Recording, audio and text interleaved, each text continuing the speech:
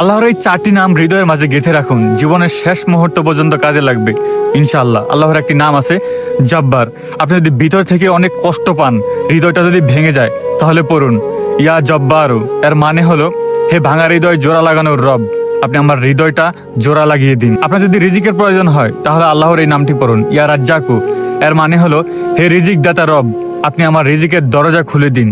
আপনি যদি ভীষণ হতাশে থাকেন, একটার পর একটা টেনশন আপনার পিছিয়ে লেগেই থাকে, সারাক্ষণ আপনি একটা ডিপ্রেশনের মধ্যে থাকেন, তাহলে আপনি আল্লাহর এই নামটি পড়তে পারেন ইয়া সালামু।